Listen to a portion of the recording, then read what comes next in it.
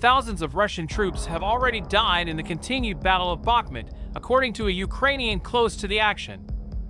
Serhiy Haidai, governor of the Russian-occupied Luhansk region, said Tuesday on his Telegram page that the city under the Ukrainian flag has become a new military home for Russian paratroopers who were transferred from Kherson and are now fighting in the Luhansk and Donetsk regions. Mobilized troops who trained for 2 months in the Russian Federation can only slightly halt the offensive of the Ukraine armed forces, he added, saying they will not change the general picture. It is no longer even a strategic military plan, although there is such a thing, but a rather symbolic matter, which the Kremlin regime loves very much, Haidai said. He also alleged that Chechen forces, led by Ramzan Kadyrov and the mercenary Wagner group helmed by Yevgeny Prigozhin, want to prove themselves to Putin, who Haidai referred to as the bunker grandpa. Kadyrov has called for Ukraine's cities to be erased from the earth while also being critical of strategies put forward by Putin and other Russian generals.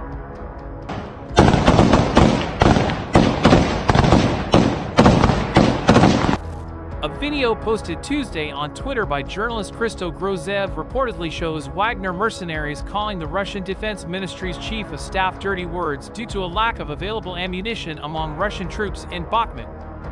The video was later reposted by Anton Geshenko, advisor to the Ukrainian Ministry of Internal Affairs.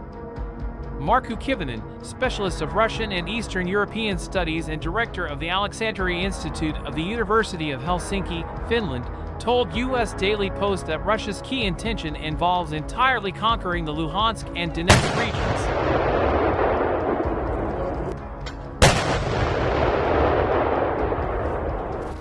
Bakhmut is a limited breakthrough, but having lost several fights, Russia has to show strength somewhere, Kivinin said.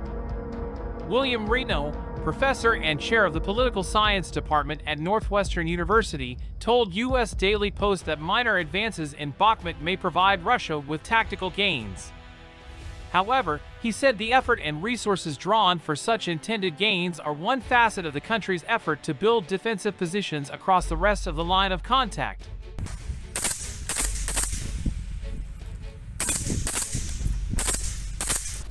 It is more likely that Russian offensive efforts in Bakhmut reflect Putin's style of political management in Moscow, in which the main political advisors consist of Putin's former bodyguard, a caterer, and a Chechen strongman, Reno said.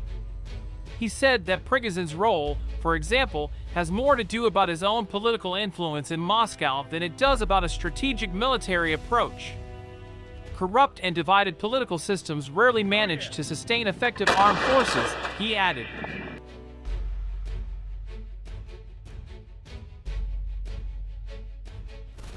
Meanwhile, Russian President Vladimir Putin's troops are abandoning their posts in key battles, Ukraine's military said this week.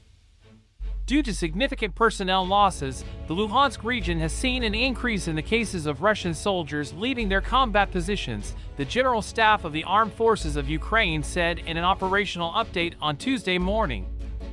In order to maintain control of the situation, the Russian military leadership has increased the number of patrols to detain and return deserters to the units.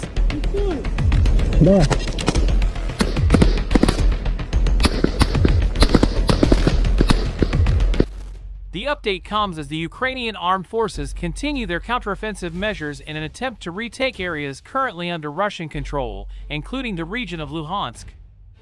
In September, Putin announced an annexation of 4 Ukrainian territories: Donetsk, Luhansk, Zaporizhia, and Kherson. "We will defend our land with all our strength and all our means," Putin said when announcing the annexation. Following that announcement, Ukrainian troops have continued to fight back in an attempt to retake control.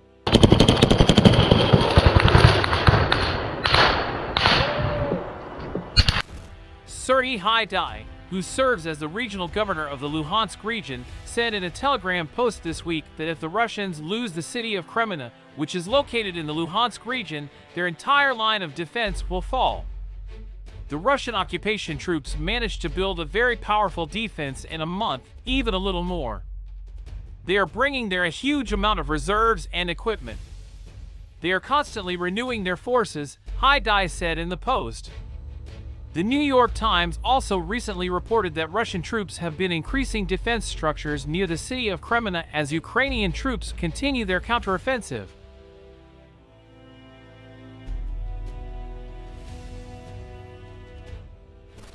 Earlier this month, the Russian media channel Mazamo We Can Explain published a Telegram post that said ads searching for trench diggers were popping up in the regions of Zaporizhia, Luhansk, and Belgorod.